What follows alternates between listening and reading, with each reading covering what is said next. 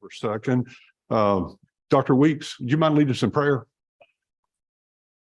Father, we thank you for the day that you give to us. Thank you for each and every blessing that you provide to us. Thank you for our health. We thank you for our well-being. We thank you for our families. We thank you for being able to be a part of this great county.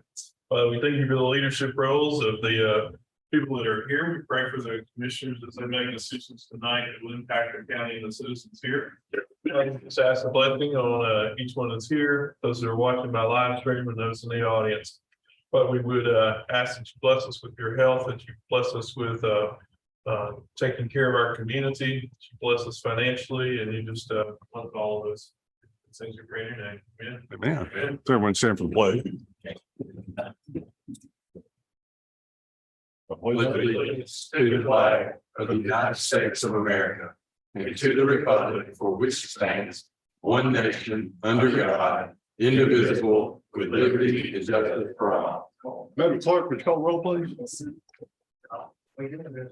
Mr. Simpkins. Here. Mr. Ledger. Here. Mr. McElwain. Here. Mr. Beatty. Here. Mr. Dawson. Here. Ms. Spicer. Mr. Buckner. Mr. Britt. Here. Mr. Petty. Here. Mr. Williams. Mr. Grove. Ms. Gray. Do you have a quorum? Mr. Buckner's out of town and Mr. Williams was caught on a job that he couldn't get away from. First order of business is the approval of the minutes of the September 5th, 2023 work session. Open the floor for motion. Motion by Commissioner Spicer, second by Commissioner Gray. Any questions or discussion? Hearing none, all in favor, vote by stating aye. Opposed? Thank you. Item number 2, committee reports. Ms. Gray, the ad hoc liaison committee, you and Commissioner Dawson, who's reporting on that? I think I was nominated, Mr. Chair. Yes, we met on Friday with the Humane Society and went over some of the numbers they have right now at the Humane Society, but also she wanted to inform us that they are looking at partnering with People for Animals for a voucher system for reduced spade and neuter for our community, for the Dickson County residents. And they're waiting any day now to finalize that agreement. And once that's finalized, it'll be made public, but that is coming very soon. Thank you. Any questions from Commissioner Gray or Commissioner Dawson?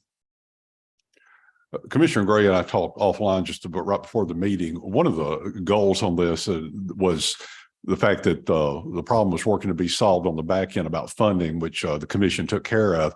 At one time, the Humane Society had ideas on different, as they refer to as ordinances, but we know in the county we have ordinances. There'd be resolutions on things that we can do to prevent stray animals. And I know you said you were going to meet with them again, and they had a list of those. It's been several years ago. It's probably pre-COVID, but maybe we can get them to share those and see if there's anything legislatively that we can do to help improve that situation. Absolutely. Thank you. I appreciate y'all's work on that. Is there any other committees report? Commissioner Simpkins? I've got one. It's really not a committee, but it's an annual report from our Dickson County Water, Soil and Water Conservation Board. It's just a little report there I passed out to everyone and tells you how we spend our money and what programs we do. And if any farmer is interested in signing up on some things, then come by the office there and see what we have available. Thank you. Any questions for Commissioner Simpkins? Also on your desk tonight, reports, the Greater National Regional Council, there's a report on there, the annual report for 2023. There's a few exciting things in there. There's a picture of Montgomery Bell State Park. There's a picture of the Justice Center, and there's a very good airbrush picture of me. So I didn't know I looked that good. I kind of like myself now. But when you get to be the chairman, I avoided that for 13 years, but they finally drafted me to do that. But the nice thing they do is when you're the chairman, they put scenes in from Dickson County on this, and just wanted to share that with you. And it kind of a reminder exactly of what the GNRC does and our partnership with that. So I'd want to pass those out to you. Also on your desk, there is a Tennessee Dickson County Community Profile. Most of that is was updated a year ago, near the end of the fiscal year 22, but it shows some interesting items about our community profile in the way of work, jobs, poverty, business stats. I like the one about commuter time, educational attainment, and marital status. So there's a lot of different things on there, just kind of a whole litany of trivia questions about Dickson County, but from your standpoint, as we all know, it gives you more information to better understand just what our county is and what it's training to be in the future. So we're more than proud to share those with you. Any questions on that? Hearing none, the first item of business on items to be discussed is financial quarter reports, all funds except schools. Mr. Hall. Thank you, Mayor. This is the fourth quarter report. This will finish the fiscal year of June 30th, 2023 that we just finished. We are preparing for audit to come out and see us. I didn't do a whole lot of analysis on this. I basically went through the 9 funds that we take care of.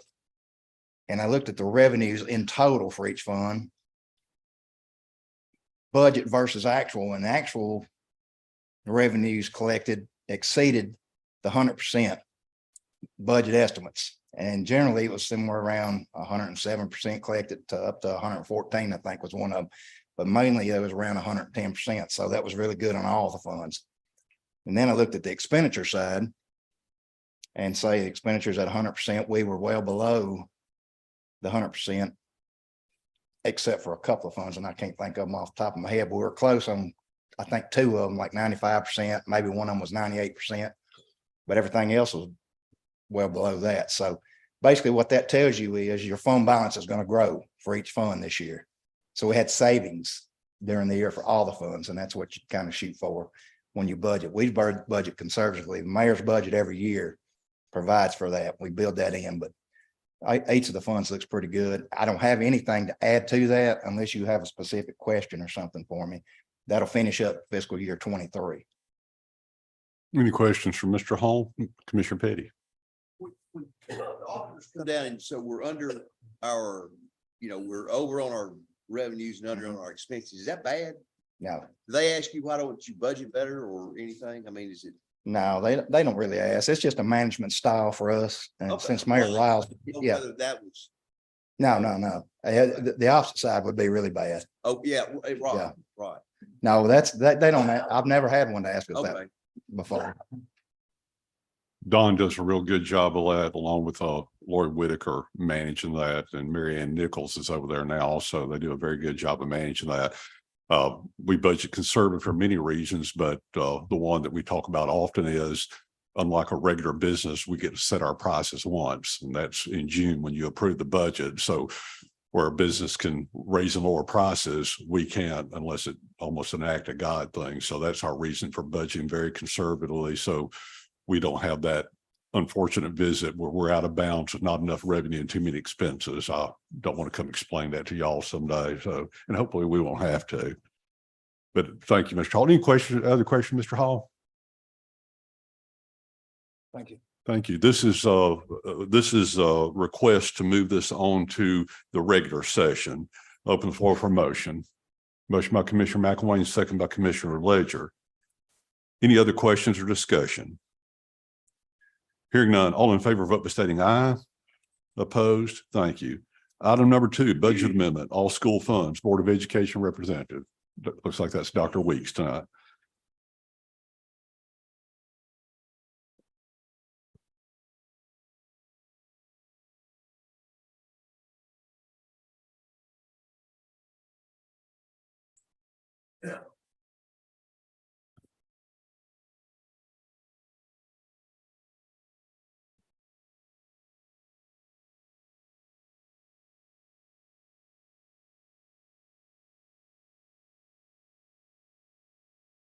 Thank you.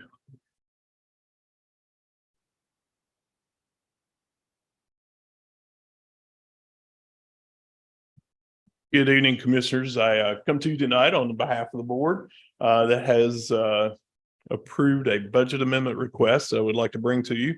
And the first couple of documents you see in there, I think help to answer some questions that you had last meeting. I did send I sent the information to the commissioner that asked, but I wanted to provide that to each of you this evening. First of all, you see our historical fund balances going back to the time that I became director of schools in 2013. And Commissioner Petty, you asked the question, is it good to have a good, healthy fund balance? I think so. We are certainly not in the business of making money and trying to, I think we talked about profit last time. We are certainly not trying to make profit, but we are trying to be careful. And as Mr. Hall said, we have been very blessed to have an abundance of revenues. I think I reported to you last time, our revenues are about 114%. And we kept our expenditures under 90%. So going back, you see in 2013, the Board of Education had less than a $10 million fund balance. That is extremely difficult and was extremely difficult for me to live with as we came in. It's about 3 months, 2 to 3 months of expenditures. And I don't live my personal life that way. And I would hate to see the school system in that kind of shape. But those of you that have been on the commission back as early as 2013, you know that there was a lot of discussion about how can we get fund balance up? How can we maintain that? And it has certainly not been our goal to raise fund balance, but physical stewardship, I think, has been very important to how we have operated. Just as Mr. Hall and the mayor said, we are very conservative in budgeting revenues, and we've done that, and we've done that with the assistance of working with Mayor Hall. And I'm sorry, get you a raise there, Mayor. Mayor Rowell. I'm okay with that a lot of days. But we spend a lot of time together in the spring as we work on budgets and talk about revenues and talk about projections. And so you see that the fund balance has grown from 10. You see in 2017 or so, we surpassed 15 million. And you see in 2020 and 21, that's jumped to 30 and 35 million. I do not have this current fiscal year on there because we usually these numbers are actually audited numbers. So they're true projection, or I'm sorry, they're true audited numbers. And so I really didn't want to put 2023 on there without having those. We have our estimates of what that would be, but I just, want to provide you with facts tonight rather than estimates. Page 2 of that document shows, again, how that happens and why that happens. And so in the blue graphs, when we comprise our budget and we develop our budget, and we've had this pattern, and I went back to the 2013-14, because again, the 12-13 budget was semi in place when I became director of schools. But since that point in time, on paper, you see that it appears that we would dip into our fund balance each year to balance that budget. And so in 2013, 2014-15, it was estimated on paper that we would dip into fund balance about $4.4 million. And you see at the end of the year, when all things were audited and everything, we only used $533,000 of fund balance. And you can follow that graph all the way across, even up to the 2021-22 school year. You see during that year, we were projected to be $4.6 million in the fund balance. But just as Mr. Hall described to you from county finances this year, we were at $7.5 million to the good. So everything that we recouped, we projected to be in the hole, or not in the hole, but to use from our fund balance. And we were actually $7.5 million to the good. So you see that added back to fund balance. So that graph shows you what we projected to do through budgets and what we've actually taken care of when revenues were in and expenditures were in. Page 3 of that document actually shows the breakdown of those fund balances. And again, going back to 12-13 all the way to 21-22, you see the fund balances have gone from $8.9 million all the way to $33 million. That's your far left-hand column. And again, I think that, I think we've had a very healthy economy. I think our department heads have been very physically responsible and good stewards of county taxpayer dollars. Our fund balance is comprised of an unassigned fund balance. And so that's not dedicated toward a specific reason or topic or anything like that, and an assigned fund balance, which is dedicated to those topics. So you see columns 2 and 3, the unassigned balance and the assigned balances, and you can see how both of those numbers continue to grow. Some of those numbers have been assigned and dedicated for a specific purpose. Others have not. And then over on the far right side, just wanted to also talk about, even though fund balance has been used and even though fund balance has grown, there are things that we have taken from fund balance and created some large projects out of those. So go back to the 2014-15 school year, project cooperation. Again, thank you for those of you that were on the commission at that point in time. But between the Board of Education using some of their fund balance and between some county dollars, we took care of several safety and security upgrades in our buildings. And that was a desperate need at that point in time. But again, even with that, you can see during that year, the fund balance only dipped 1% after spending those dollars toward that. Going down to 16-17, we had a major project, the chiller system, which is the cooling tower system at Creekwood. We had architect and design fees for Burns Middle School. Next year, land at Burns Middle School was purchased from fund balance. We spent some money on some land at transportation. There were several maintenance projects. And again, the architect design fees for Burns Middle School. In 2018-19, the opening of Burns Middle School and Sullivan Central renovations and several maintenance projects again at that point in time. Opening during the 1920 school years, some additional funding toward Burns Middle School and using transportation dollars. So again, during those periods of time, you see how fund balance continued to grow, even though we were taking regular budget, running regular expenditures, and continuing to use some of those. So I'll give you that little bit of history on our fund balances. I noticed there were some questions last meeting about what our fund balance might be, what a projected fund balance that I, as the director of schools, might feel comfortable with, what fund balance I think that the mayor would feel comfortable with. And we talked in that 30-40% of budget. I think we shoot maybe for 37, I think maybe 40 for the county government. But be glad to answer any questions about fund balances before I go into our budget requests this evening. Any questions for Dr. Weeks? Well, I have one on that, Dr. Weeks, on the graph on page 3 at the top. I know we're going to get in maybe a technical differentiation between unassigned and our terminology would be unreserved funds on our side, where assigned on our side of the budget is called reserve funds, where we legally can't spend them for anything except what reserve accounts are set in. On these, are these in reserve accounts that can only be spent for some items, or is this a board management decision to set this money aside to be assigned for something else? Yes, to both.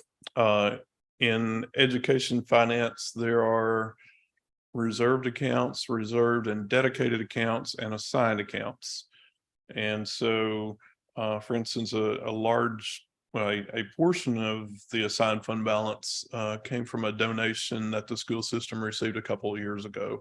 The board specified and designated that for specific purposes for classroom education and for technology mainly. So I'm going to estimate around $2 million of that was assigned specifically to that. There are dollars that parents pay for before and after care in the school system, and those dollars are automatically dedicated only to be used for that program. So they don't flow through the general budget, and we don't transfer those in and out of other accounts. So there are things like that the board has designated some dollars and assigned for those type things. And those are specifically set aside for various projects. Thank you. Mayor, did you ever come up with the number that you and Don felt comfortable with on their fund balance reserve? That's a good question. There's several variables that we would have to look at on that, because what Dr. Weeks just explained there, and again, this may sound we're splitting hairs at this point, but there are what we have in reserve accounts is by law, or the state of Tennessee tells us by law, we have to reserve certain monies. You'll be hearing about one later on, not for library.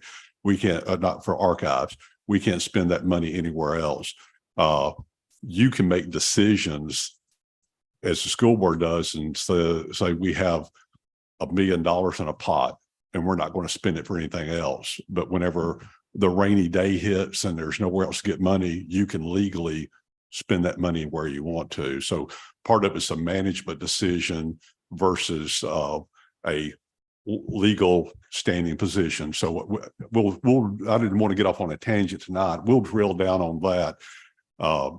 When you get into borrowing money, the bond market, when they look at a county or any entity to borrow money, they don't look at the school board's capacity to pay. They look at county government's capacity to pay. One of those factors is how much debt a county should have. And having a 40% fund balance gives us better opportunity to have at better rates where they don't consider the fund balance of a school. One of the other portions of that, any borrowing we do, there's a method out there that, and we talked about this a little bit 2 weeks ago, that we should never borrow having debt more than 8% of the total taxable property in the county. We're at the end of 2022, we're at 5%. We're a little higher on debt than some folks. Most counties are at 3%, but there's a reason for that. A growing county is going to have higher debt service. So we need to factor all those in. And then the crystal ball moment that those of you that will be here in the year 2031 or 32 will have to look into what position do you want to be in those times to borrow money, and how much can you get out of those comparable fund balances, or how much money you want to raise taxes. And that's something that I think we need to kind of commit to now, at least have an idea what we end up doing with schools. What are we doing on the next project and how that affects? So I know you asked a short question, Commissioner Grove, but it's a good one because it's several variables we need to look at and drill down as we hear from the schools about what their borrowing plans are and what they want to spend on, and kind of make sure we all understand that. And that probably have to be done in a conference room with a pot of coffee. So we can work on that, but thank you. Is there any other questions? Thank you. Thank you, Dr. Weeks. Yes, sir. Thank you, Mayor. So commissioners, again, let me first of all start by saying this budget request, this budget amendment is not to take place of the strategic building plan, the 5-year strategic building plan that the Board of Education works on, develops, and provides to you. I know it's been since 2019, 2020 since we have brought a comprehensive 5-year building plan to you, and the Board of Education, thank you for those of you that were there last Thursday evening. They did approve the beginnings of that plan, and they would have 2 requests, I think for our planning session, Mayor, that we've scheduled for the 16th, and that's here at 6 p.m. that evening. It is. So they will be sharing the comprehensive building plan with you, the 5-year strategic plan with you at that point in time. And I think that's to address any borrowing or any designated funding that the county commission would provide for that. Again, to clarify and separate that, this list of projects, the board has taken a look and has reviewed a larger list of projects, an extremely larger list of projects, and narrowed these down to things that they would like to see accomplished. They've not approved individual projects, but they've approved the concept of looking at this list of projects. So they've not said, let's go out and do all 20 of these projects, but they've said, if the county commission approves these, we would like to, we would bid these out individually and carry those back to the board. They would make those decisions if that's what they wish to do. So let me just kind of go down through that list with you. And this just for simplicity purposes, security upgrades are currently, if you'll look down about the middle of the columns, you'll see an IP. That means those things are in progress. We received some safety grants. That's why there's no dollar amount assigned to that, because we're taking care of internal safety upgrades and security upgrades with the safety grants that are being approved.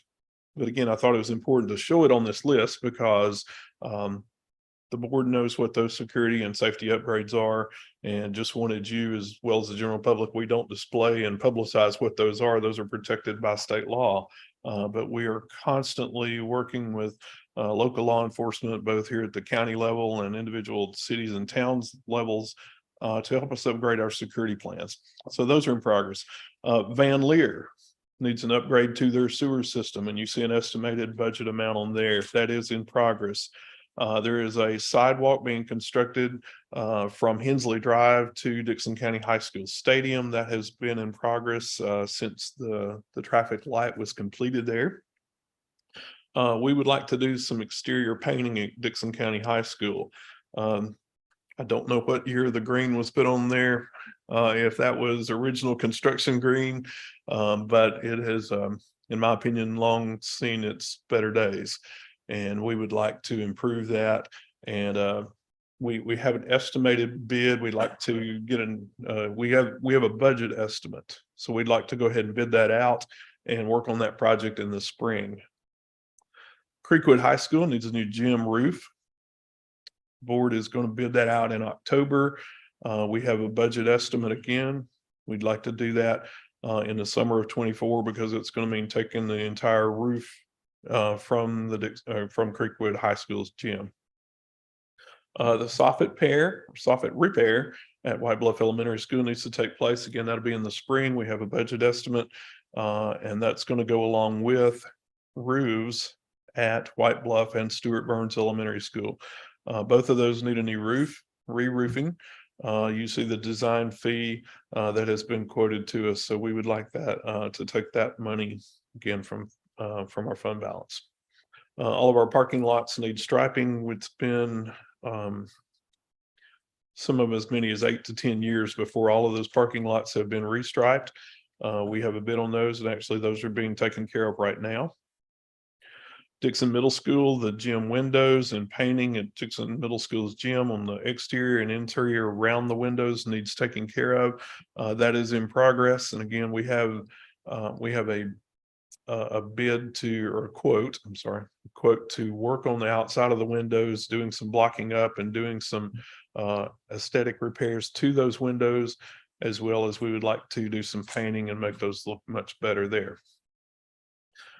We plan on bidding, and we have an estimate for paving the rest of the parking driveway areas at the maintenance and transportation offices. Our buses are going and kind of making that route. And those of you that drive for us, thank you for that. And those of you that have been around behind there, this would help funnel water away from our buildings. A lot of times when it rains, particularly on the maintenance side, we may get some water that's shed in there. So this would be designed appropriately so that it would take the water in the correct directions and create a driveway of sorts for our buses and our vehicles that come through that area. Dickson County High School at the lower campus, they need some carpeting, mainly in the library and some office areas. That is being taken care of now. The next 6 or 7 projects you see on there are for upgrades to our football, baseball, and softball fields at each one of our middles and high schools. It does not include our 2 high school football fields because there's again discussion that we had I guess 2 meetings ago with you about turfing the athletic fields there. So you see field lighting at Dickson County High baseball, field lighting at Dickson County High softball, field lighting at Creekwood baseball, Charlotte Middle School football field, Creekwood High School softball field, Dickson Middle football field, and William James football field. So that would take care of new LED lighting packages, taking care of the poles at those areas, and just really upgrading those stadiums. So we'd be excited about doing that. Again, some exterior painting at Dickson Middle School. We plan on bidding that at the fall meeting, probably at our October meeting. If you've been to William James Middle School, around the concession stand area, bathroom area, that has been, I think it was probably concrete or paved at one point in time, but it is fallen apart and fallen in great disrepair. And so first of all, our concern would be ADA accessibility to the concession stand and restrooms. We do have an ADA seating viewing area from the top of the stands. And so what this would do in a couple of phases would start with concreting around the concession stand, press box area, bathroom area, and then make some pathways over to that viewing area at William James. And then finally, the two items that we discussed in somewhat of a detail last time we were here, artificial ball fields for Creekwood High School, an artificial field and a track relocation of the track from its existing site on Dickson County High's campus, moving that to the stadium proper. You see all of those items, total $8.088 million. Our board asked again, Dr. Weeks, do you feel comfortable taking $8 million from your fund balance? I do. And I think that leaves our fund balance still in a good, healthy shape, particularly since I anticipate somewhere in the $6 to $7 more million coming in to add to this once audit is finalized this year. So I do feel comfortable with the $8 million coming out of fund balance. The board also felt comfortable with that, and I believe that was a unanimous vote at our board meeting Thursday evening to bring this request to you this evening. Thank you. Any question, Dr. Weeks? Commissioner, everybody's going. Commissioner Dawson, I saw you first. Who determines all this work, when it needs to be done and how? And also, I mean, do you bid all of these jobs out? I mean, you do, or do you do it under one contract with the whole page, or do you individual? Not at all. See if I can remember all 5 of those questions. Who determines what needs to be done? Yeah. If they are basic maintenance type requests, like a parking lot repaving, painting, roofing, all of those are on a schedule that's kept by our maintenance department. So again, they look at the age of the roof, the type of the roof, how many square feet the roof is it a standing seam roof? Is it a foam roof? You know, what kind of roof is that? So there is a planned schedule to work on roofs. And so again, that's why you have the request for the Creekwood High roof over the gym portion only has come about because of some damages that have been occurring on that roof. The ones that you see at Stuart Burns and White Bluff, those are on maintenance schedules to go along with that. I would say the soffit repair there at White Bluff, that's just one of those things that, again, as you start looking at the roof, you see the soffit damage. So the maintenance supervisor has recommended those changes. Other projects like sidewalks, again, those are things that maybe principals bring during their budget requests, and we try to honor those as best we can. We say a whole lot more no's than we do say yeses, but when we believe something is necessary. The sewer system upgrade at Van Leer, maintenance department notified me that needs to be taken care of. And I don't know about sewer systems, but I know what problems that are caused when they're not working properly. Striping the parking lots, again, that's one of those things that we try to do every 5 to 6 years. And we have found out at a couple of schools, if you don't maintain the lines that are down there and you just wait till they're all completely gone, it's much more costly. And it's a lot more trouble to get those lines put back down where they were. So 5 years is probably a little bit longer than I would like to go with those, but you know, where they get a little faint, this will bring those back into line. The ball field projects, again, I think that has been a combination. We've had several individuals, principals talk to us about those. We've had individuals from the communities, a lot of coaches. If I'm not mistaken, I think even one of you mentioned to me that one of the ball field lights were very dim and needed some improvements at one of the schools in particular. And so again, it's a combination of all that collective information that that we process, we observe, we evaluate. Does that need to be done? Does that need to be taken care of? And where does that need to be forwarded? And then painting is along the same way as parking lots and roofs. There are no parking lot major repaving or resurfacings in here. That was on the bottom of this list. And again, those were not prioritized to make this list because they were not seen as major projects that needed doing at this point in time. So separate the resurfacing from the restriping. And then again, the turf athletic fields, those are something that the board is studying at this point in time and making decisions. Is that a direction we'd like to go? I think there's a general feel of, and I'm not speaking for the board, our new board chair is here, by the way, tonight. Ms. Sonia Brogdon was elected board chair last Thursday, and we congratulate her for doing that. I think there's a general overall sentiment that is probably a direction we would like to head. We're actually going to visit a couple of schools and sites that have recently put in athletic turf at their fields late October, and we're taking a rolling field trip / planning session to look at some of those fields and talking to the people that take care of those about the maintenance of those fields and how they work. And again, I thank you, Mayor Ralph, for contributing to that conversation last time, because again, many of the schools we compete with are on turf fields. It allows us to use those fields to a much greater degree. We are not so dependent upon the weather, and certainly more teams and more entire community teams can use those fields rather than just, Friday night football. And so that's the discussion on those two items. 2002. 21 years. But that's $1,300,000 for the roof. Most time those upright seams, and everything, they guarantee 30, 40 years. And that's the reason I asked, why are we having to do them now? I mean, Yes, sir. it ain't leaking nothing, is it? Our engineers that have looked at it say there's a condensation problem between the outer roof, some insulation, and the inner roof.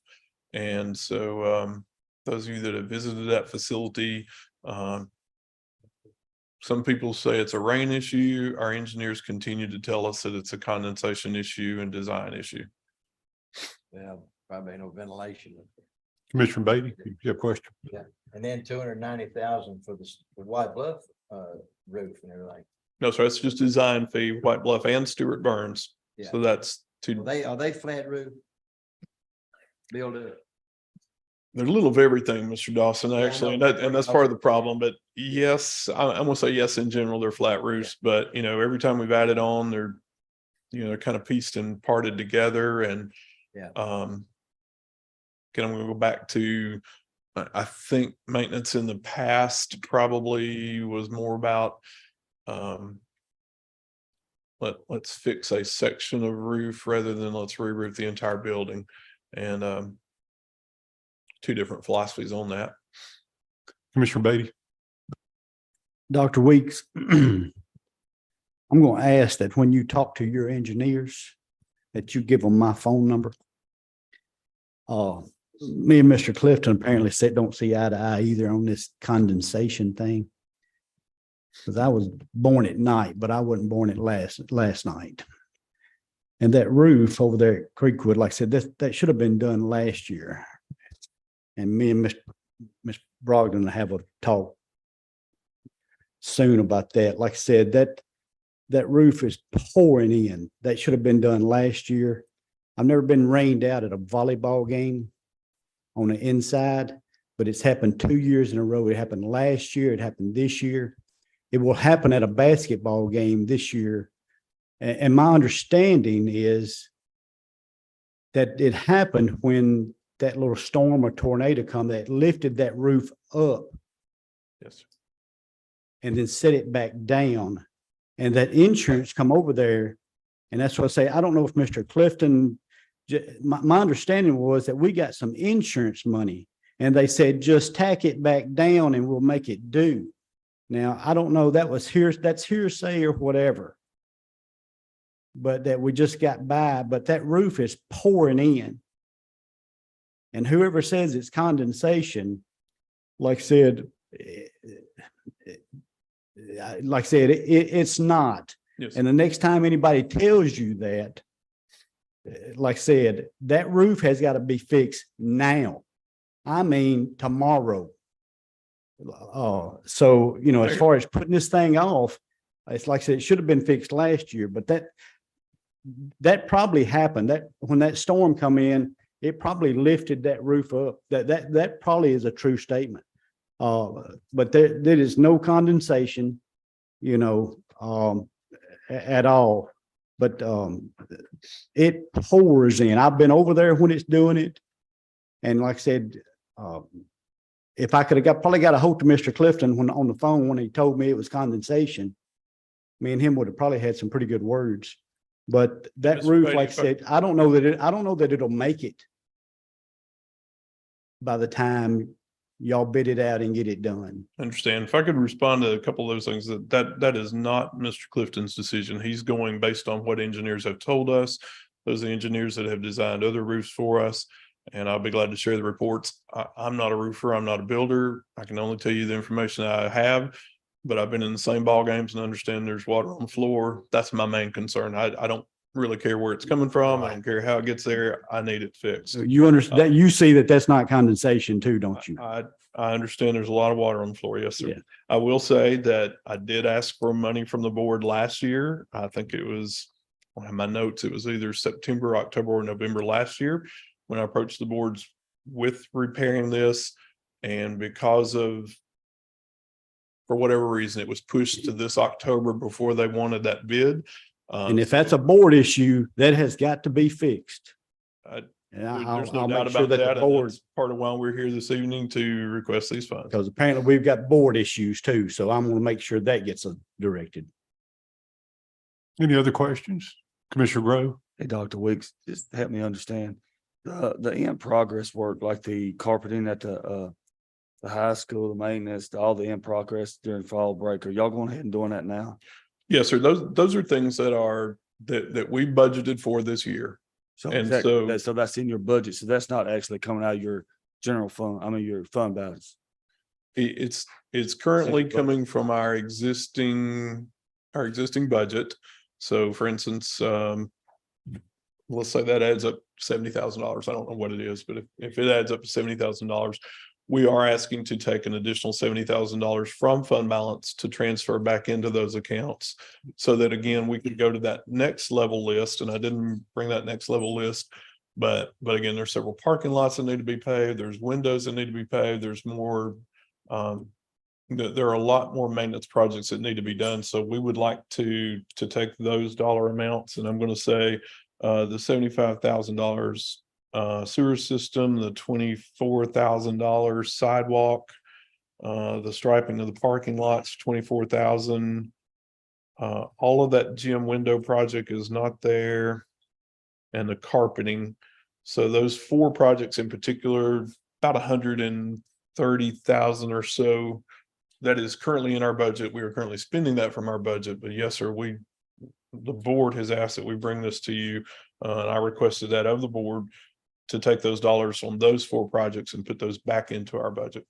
That's a pretty good way of going around us to do what you want to do, then come back and ask, put it back in, right? No, sir, the sewer system it's one of those things that, you know, we can fix it now for $70,000, or we can wait a couple of years to do something else with that. But again, I didn't want to take that chance. Striping the parking lots again just needs to be done. You know, if we don't have these are just other items that, you know, out of the maintenance budget, we hope could be used somewhere else. Mayor, that allows me to go back to a question that Commissioner Dawson asked earlier that I don't think I addressed. Please do. So your question was, if these dollars are transferred, who bids these and how are they bid and what's the process for that. So for instance, let's take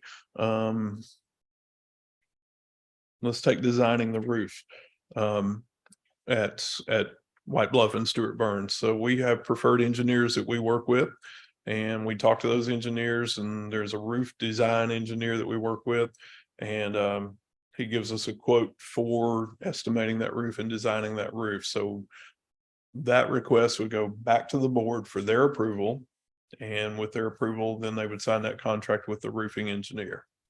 Or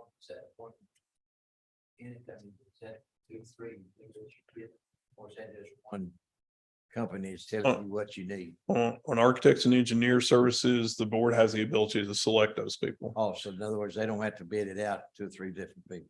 On architects and engineers, that's correct. Let's go down to field lighting, however. So on field lighting, anything in our budget that's over a certain dollar amount, there's a budget bidding threshold. So there are 2 to 3 primary companies that do field lighting for us. And so it would be my desire that we would bid these as a package, because I think we can get an economy of scale by doing that. And so as we bid all of the field lighting that that's delineated on here, we would get a bid for all of that. On a bid that large, I usually ask that they break it out per building, however. So give us one bid for all of it, but show me that Dickson County High baseball is probably about 208 or whatever that happens to be that they bid. All of those are sealed bids. They do come in, they're open at a bid opening meeting. Those bids then are again carried to the board, and we follow Tennessee purchasing laws on, what and how would be the best and the lowest bid. And so the board would either authorize them individually or authorize them as a whole, or they would reject those bids. So the board has the authority to do that.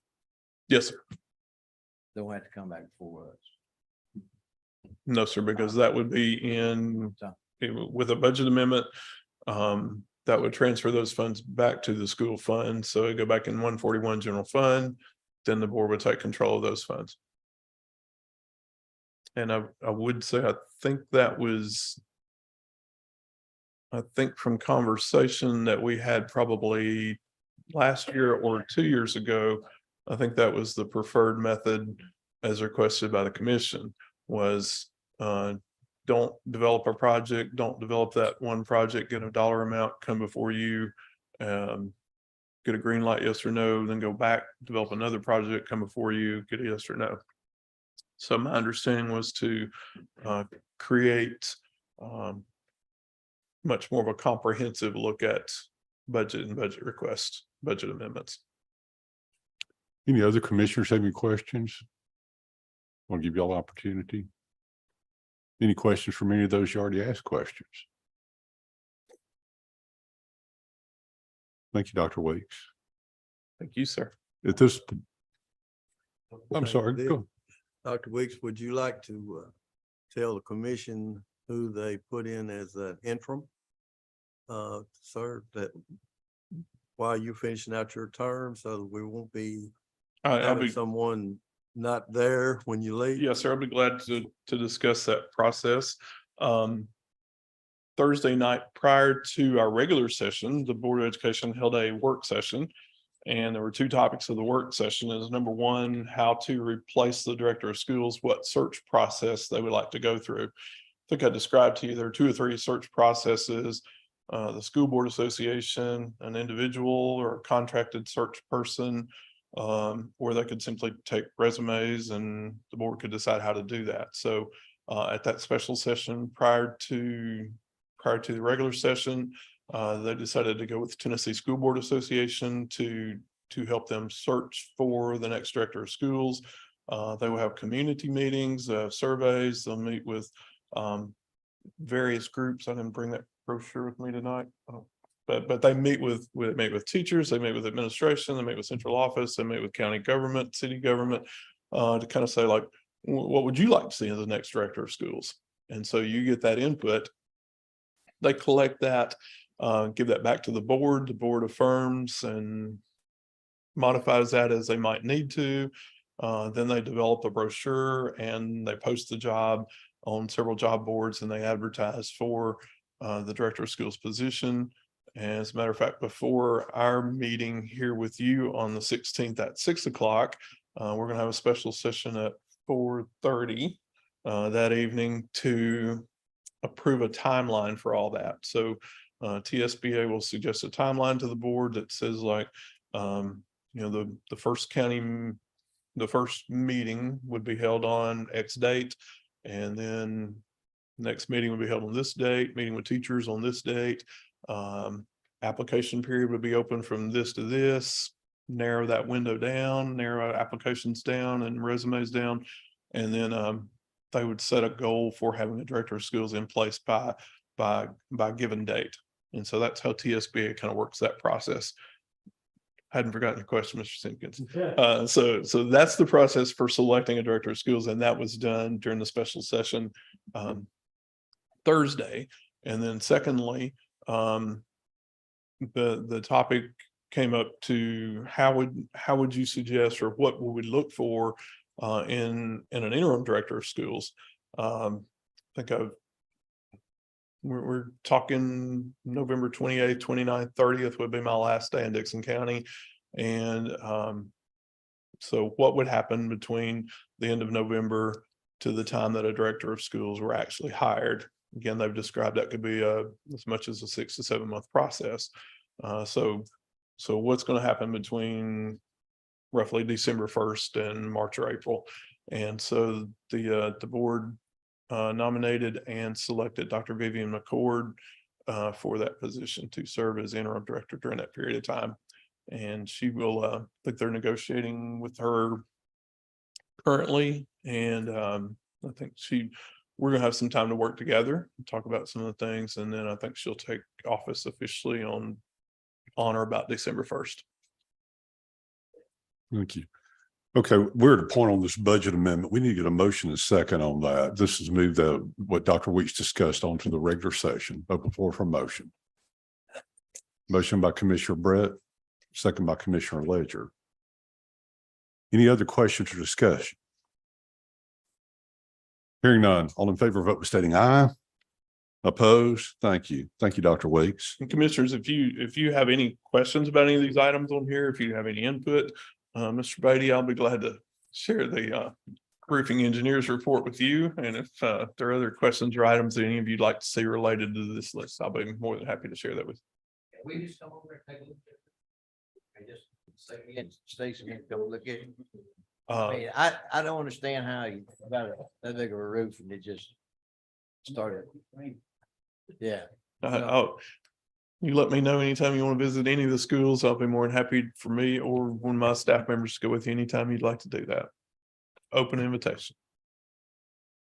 Thank you, Dr. Weeks. Thank you, sir. Budget amendment, archive shelving, Mr. Hall. Oh, hold on a second. When Don Hall came up the last time, he had a full head of hair and it was black. Oh, it's been a few minutes. Go ahead. I'm sorry. That's been a Happens to while. all of us. That's been a long time. Let's see, item number 3, archive shelving bid. We put out bids for work to be done down in the archives, down in the basement. We got one bid. It was Dickson Office Supply. They won it naturally. The bid was $56,685 even. They will also be using Tensco locally here. So that I need that to be approved tonight. Also, though, this here goes back to the reserves. Rusty asked about this here. Archives makes pretty good money in their reserves. Heck, I don't even know what the word is. Anyways, they make good money on transactions. And I need a amendment tonight for $307,355 because there's going to be, the mayor can explain that a little bit better to you, what all activities are going to be going on through the archives downstairs when that construction gets going on. But I need that, and I'll bring a spreadsheet or send you a spreadsheet for 2 weeks from now. That way you can see there'll be in the expenditures of the archives code 51910 code. But that right there is what I need from you on that number 3 item. You just explain that in more detail is y'all with this whole building, we're in that whole remodel process that we've done on this floor and down in the first floor. We're in the process of expanding archives because they were out of space. So the area that is below, if you go straight down here, there's a whole area below there that archives expanding into. This money is coming from the archives reserve account. So as we were talking about earlier, you have a fund balance, you have reserve and unreserved. These are funds that the archives collects, and they can only be spent on archives items, and expand the archives is one of those. So this is the beginning of that project where that's been cleaned out, torn out. Flooring has already been purchased and getting ready for shelving and a roof or a ceiling. Got a roof on my mind now. The roof's fine here, but that's that's to be done. So that the project, it was only 50,000 for the shelving, but the entire project, we want to move all the reserve money over into the archives budget so it can be spent as we move forward on these different projects. Motion. Commissioner Grove, thank you. Have a second. Second by Commissioner McElwain. Any other questions or discussion? Hearing none, all in favor, vote by stating aye. Opposed, thank you. Item number 4, copier bids for Codes Department Archives. Mr. Hall. Yeah, thank you. We did run bids for copiers for codes and archives. I had 4 bids on this. I'm not ready to make a recommendation on this right here, though. I passed along some contracts for Mr. Reagan to look over before we make a recommendation on this. I'd like to do that for 2 weeks from now, but I do need you to send this on to that meeting. But I did have 4, I had interest of 4 different companies. So I'd like to get this just sent on for that recommendation 2 weeks from now. Motion floor. I'm sorry, that's Commissioner McElwain, but Commissioner Grove with the second.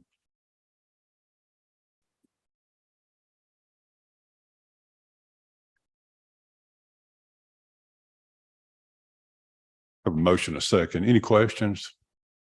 Hearing none, all in favor, vote by stating aye. Opposed? Thank you.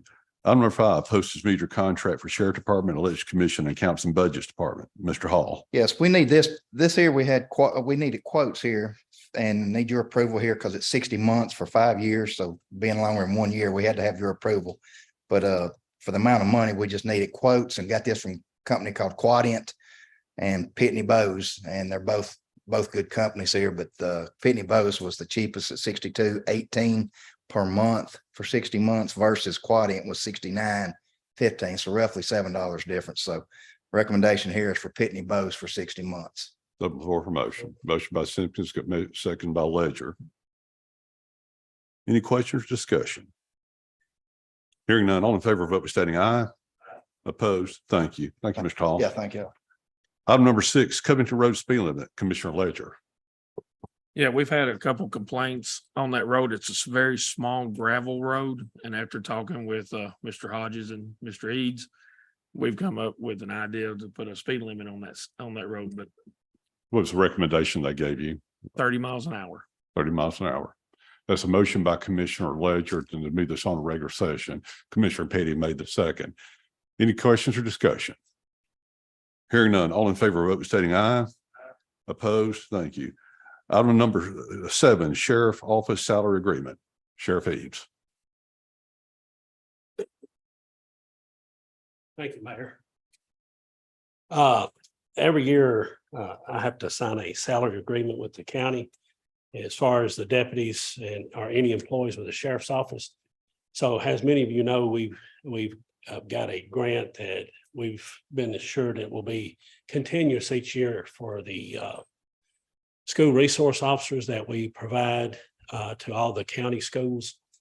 And we are anticipating that is $75,000 per SRO, that money that y'all had already budgeted for that we will be saving.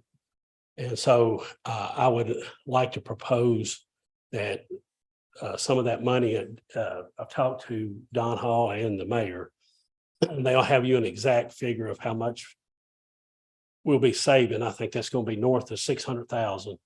I need roughly about 350,000 to try to stay competitive. Robertson County has went up around us Williamson County.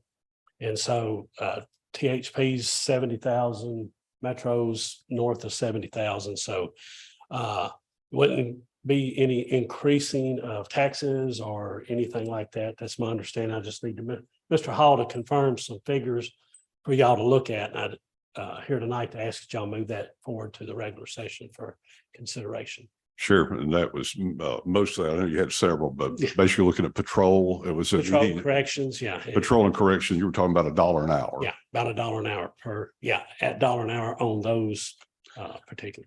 Mr. Hall is going to look at it in detail. We weren't able to get together, but just on the rough numbers we done, that works. It's not utilizing all the money that was saved from SROs. It's just taking that SRO money the state is now funding and taking the money that was in the budget last year to pay these raises. And again, with the competitive nature we're in, these raises, it doesn't matter what you do, we can't keep up, but this will certainly be a step in the right direction. Motion approved. Motion by Commissioner Grove. Do I have a second? Second by Commissioner Britt. Any questions or discussion? Hearing none, all in favor, vote stating aye. Opposed? Thank you. Thank you, Commissioners. Thank you, Sheriff. Item is not on here. It's item number 8. It's not going to be a resolution at this time, but before us tonight, we have Terry Malone. She is our Economic Development Officer. As y'all know, we've been working on a comprehensive plan for quite some time, along with the city of Dickson, Burns, and White Bluff. It's taken longer because we did have some issues with the company that was hired, but we think those have been overcome now.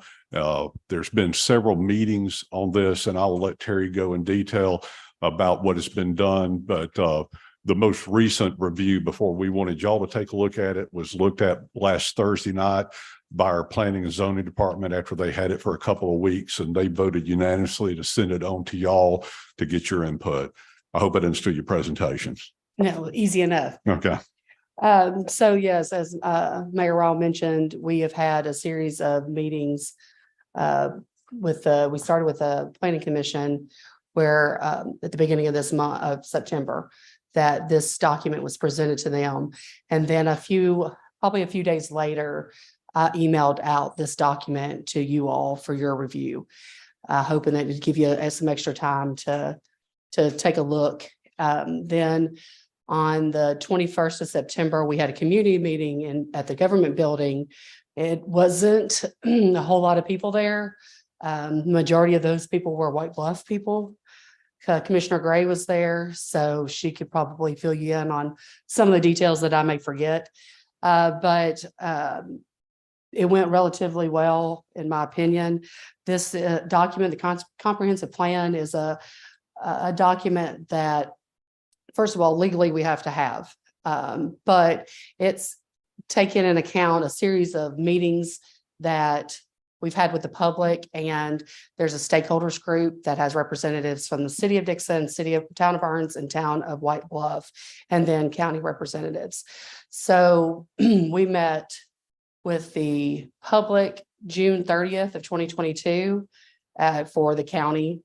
And these were all open to the public. So you could have went to every single one of them if you wanted to. July 12th, either July 12th, 13th, and 14th, or 13th, 14th, and 15th of July, we had individual meetings at each municipality. So the goal of this document is to have a plan together for the entire county that sets forth a vision for all of us to abide by. There's core values. These core values are very general, and that's one of the complaints that we got. But the whole purpose was to make it where each municipality has the ability to go in the direction they see fit, because what Burns needs isn't the same as White Bluff needs. Burns may have a resource such as a grant to help with the parks. White Bluff may have one to help with sidewalks. So these core values gives a direction for everyone to still meet the same vision and end goal, but they may do it in a different way. So one of the things that was initially in the document was growth plan maps.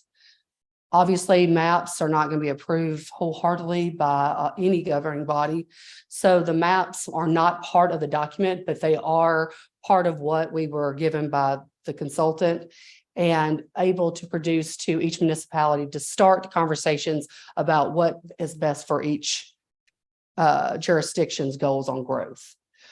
So we're at the point now where we're asking you guys to provide any feedback that you have.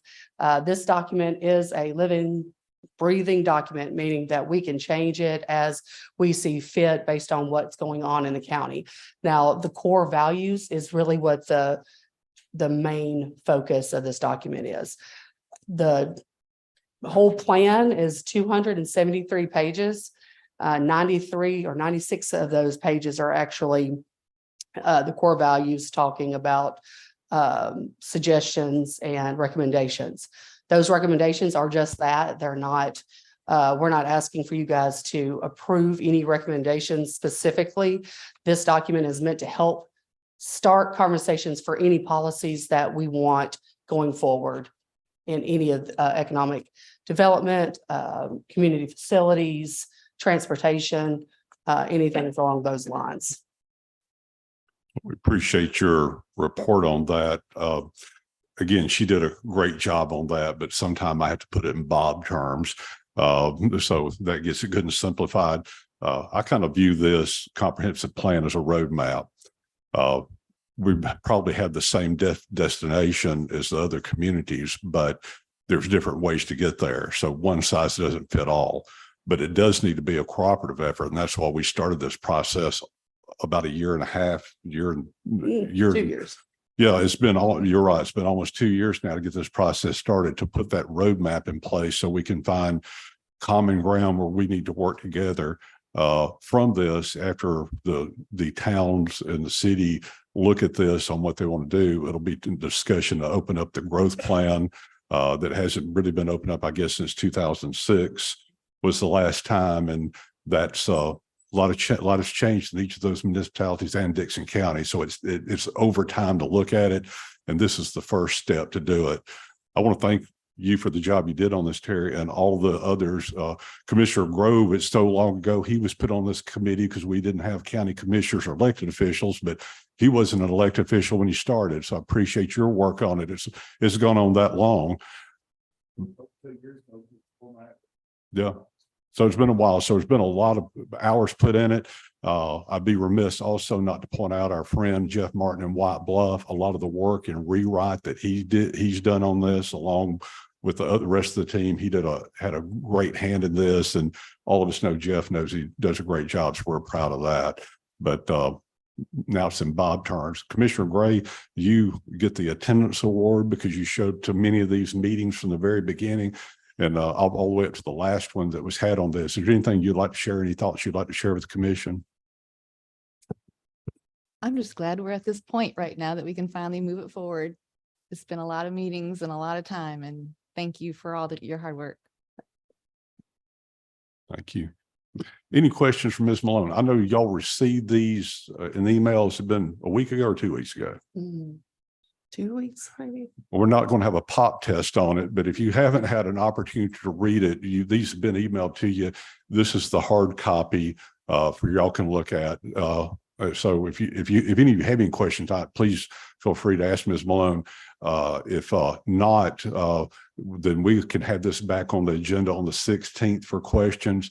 And look to maybe get this approved in November, or we improve it. I just don't want to rush through it but the other legislative bodies are kind of waiting on us to kind of see where we're headed with this, since the counties are the bigger of the other entities. So again, I'm not in a rush to have it done because I'd rather it be done slow and right than fast and wrong. So unless y'all have some ideas, we'll put it on the agenda for discussion on the October 16th meeting, but I'm just not in favor of asking for a vote, and we'll take care of it in November and give everybody plenty of time, because that's a lot of reading right there. Does anyone have any questions right now for Ms. Malone or myself? Terry, will there be a continuing stockholders investment meetings going forward in the future once it's passed by this body and the municipalities? Is that kind of ended all? I guess that's open for discussion still on the direction we want to go in. There are non-material changes that obviously will happen since it is a living document. So those are discussions that hopefully, since it's a co-op between all municipalities in the county, that we're all talking and we're making the same non-material changes that aren't going to change the. And again, not all municipalities, I know what you meant on that, but at the time we started this, Charlotte, Bandler and Sladen didn't show any interest in it because there was a financial commitment to it. But we are prepared to partner with them on a lesser scale on anything that maybe need to be done on this. But it gets into some real detail that really are more effective on the higher growth areas in the county. But we're not intentionally leaving anyone out, but we know where the growth is, and that's really what all this was aiming to get. Thank you for your presentation, and thank you again for your work on this. Is there any other business or any other items that the commission like to consider to put on the regular session on October 16th? Okay. Hearing no other business, any announcements that need to be made? All right, well, I'll give you two final announcements then. The first is Dr. Weeks said earlier, I'll make the announcement here and then we will post it, that there will be on our body, it will be a presentation and an open discussion with schools at 6 o'clock on October 16th in this room. We'll do that at 6 o'clock prior to the 7 o'clock regular session meeting. So any questions on that? I'll make the final announcement or not. Final announcement will be the next work session meeting will be on November 6, 2023 at 7 p.m. in the Beefordale Biddy Reed Jr. County Commission Chamber, the Dickson County Administration Building, Forecourt Square, Charlotte, Tennessee. To have a motion, second adjourn. Thank you.